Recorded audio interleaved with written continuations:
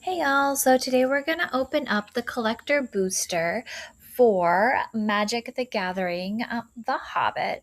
We've been super excited for this set to come out. We are huge Hobbit fans. Just like in all collector boosters, you're going to get 15 cards in each pack, and you're going to get a mix of foils, special card treatments, rares, and mythics.